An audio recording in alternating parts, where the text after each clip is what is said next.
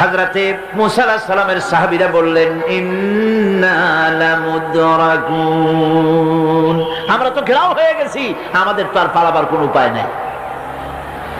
মুসা আলাইহিস সালাম বললেন, কাল্লা, কখনোই নয়, ইন্না মা'ইয়া রাব্বী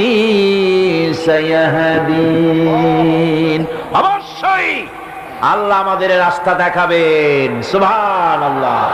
হযরতে মুসা আলাইহিস সালাম যখন সঙ্গীদেরকে বললেন, ভয় পেও না, আল্লাহ পাক বলেন, আমি তখন কি করলাম?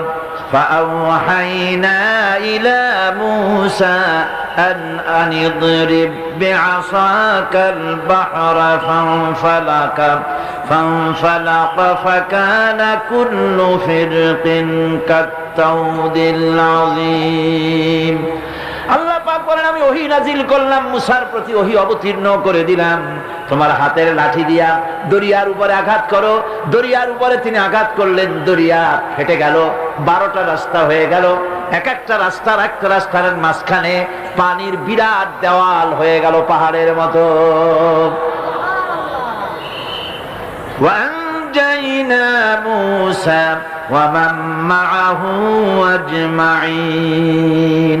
এরপরে আমি মুসা আলাইহিস সালামকে এবং তার সাথী সঙ্গীদেরকে নাজাত দিয়া দিলাম, আর তার ফেরাউনের দলবলকে ডুবাইয়া শেষ করে দিলাম। হযরতে মুসা আলাইহিস সালামের সাহাবীরা বললেন, ইন্না লামুদরাকুন, আমরা তো ঘেরাও হয়ে গেছি, আমাদের তো আর পালাবার কোনো উপায় নাই। মুসা আলাইহিস সালাম বললেন, কাল্লা, কখনোই নয়, ইন্না মা'ইয়া রাব্বী সায়াহদিন, অবশ্যই আল্লাহ আমাদের রাস্তা দেখাবেন। সুবহানাল্লাহ। হযরতে মুসা আলাইহিস সালাম যখন সঙ্গীদেরকে বললেন, ভয় পেও না, আল্লাহ পাক বলেন, আমি তখন কি করলাম? ফাআওহাইনা ইলা মুসা আন আনিদরিব বিআসাকাল বাহরা ফানফালাকা ফাকানা কুল্লু ফিরকিন কাত্তাউদিল আযীম। আল্লাহ পাক বলেন, আমি ওহী নাজিল করলাম, মুসার প্রতি ওহী অবতীর্ণ করে দিলাম, তোমার হাতের লাঠি দিয়া দরিয়ার উপরে আঘাত করো।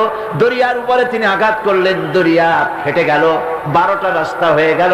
এক একটা রাস্তার একটা রাস্তার মাঝখানে পানির বিরাট দেওয়াল হয়ে গেল, পাহাড়ের মতো। ওয়ানজাইনা মুসা ওয়া মান মাআহু আজমাইন। এরপরে আমি মুসা আলাইহিস সালামকে এবং